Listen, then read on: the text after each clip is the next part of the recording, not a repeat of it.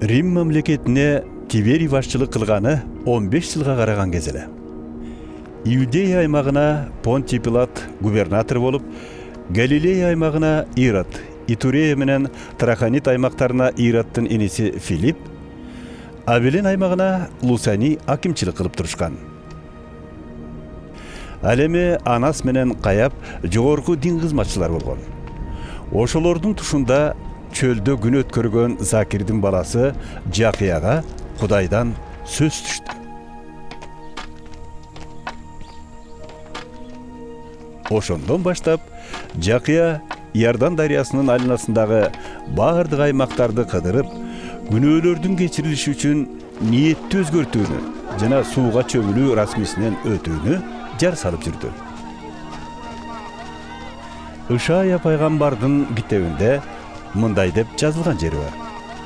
Жар салгандын чөлдө үнү угулат. Даяр кылгын эгебиздин жолдорун, талаадагы басар жерин түздөгүн.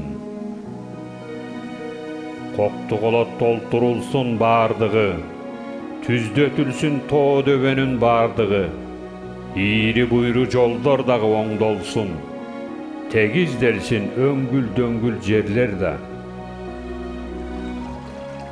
Мына ошондо тирүү жандын бардыгы Кудайымдын куткаруусун көрүшөт.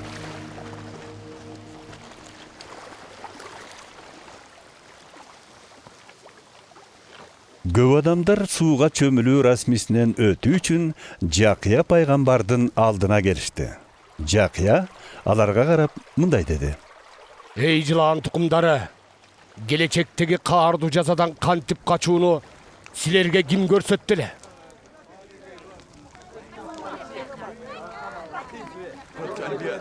Ниетиңерди өзгөрткөнүңөр чын болсо, аны ошого ылайык жашооңор менен далилдегиле. Өзүңөрчө Ыбрайымдын балдарыбыз деп корустон болбогула. Айтып коеюн, керек болсо Кудай Ыбрайымга мына бул жаткан таштардан бала жасап бере алат.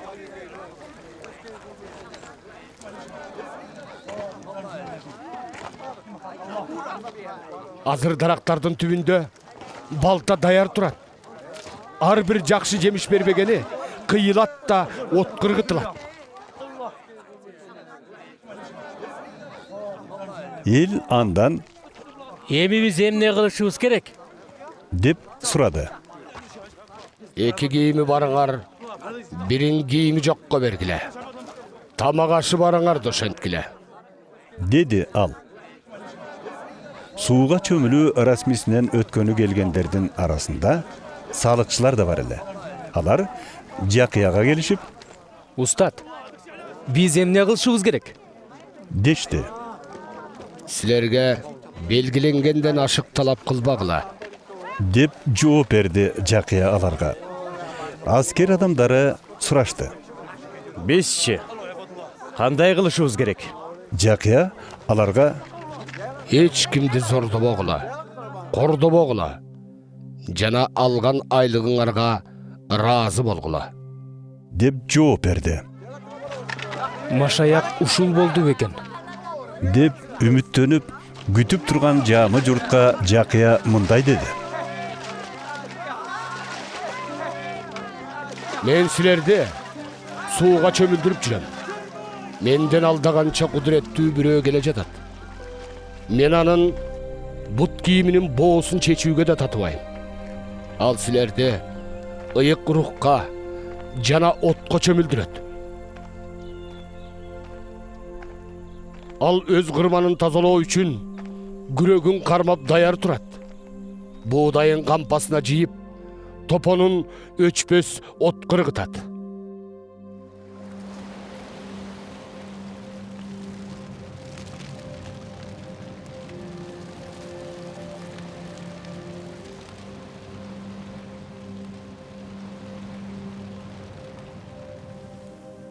Жакыя элге дагы башка көп насааттарды айтып, жакшы кабарды жарыялады. Ал аймак башчысы Ироддун да кылгандарын айтып, ашкере кылды. Ирод бир тууган инисинин аялы Иродияны алып, жана башка дагы көп жамандыктарды жасаган эле. Анысы аз келгенсип, үстүнө дагы кошуп, Жакыяны түрмөгө камады.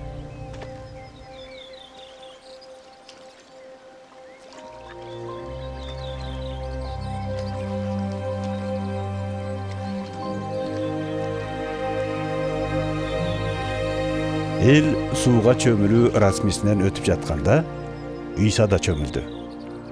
Чөмүлгөндөн кийин сыйынып турганда асман ачылып, көгүчкөн кейпинде ыйык рух үстүнө түштү.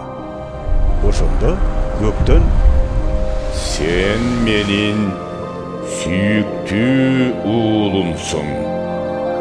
Мен сага ыраазымын.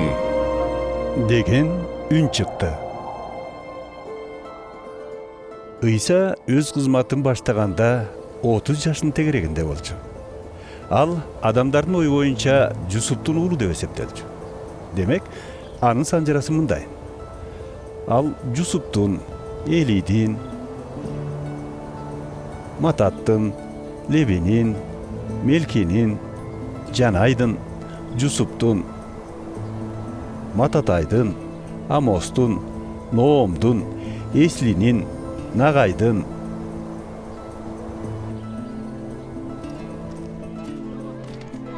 Мааттын, Мататайдын, Шимейдин, Жасектин, Жоданын, Жаханандын, Ырыстын, Зоровавылдын, Шелтиелдин, Неринин,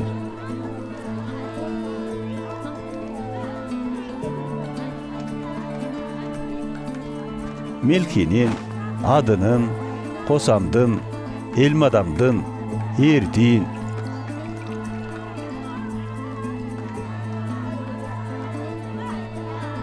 Жашиянын, Элиезердин, Жоримдин, Мататтын, Левинин,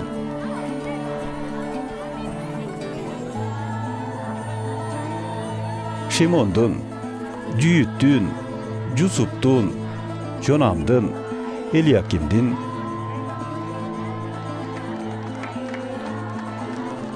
Мелейдин, Меннанын, Мататтын, Натандын, Төөттүн,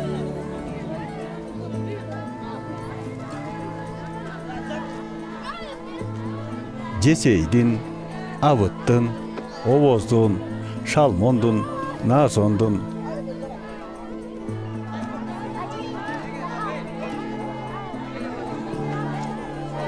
Аминадаптын, Рамдын, Эсрондун, Перестин, Жүйүттүн,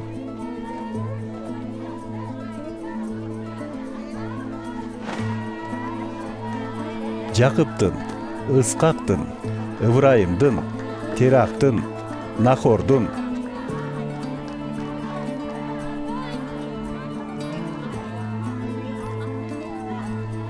Серухтун, Регунун, Пелектин, Эбердин, Шеланын,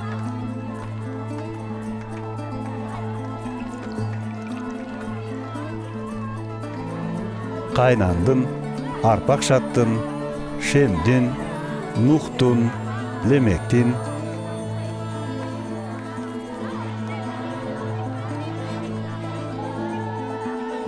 Матушалдын, Анактын, Эреттин, Махалалилдин, Кайнандын,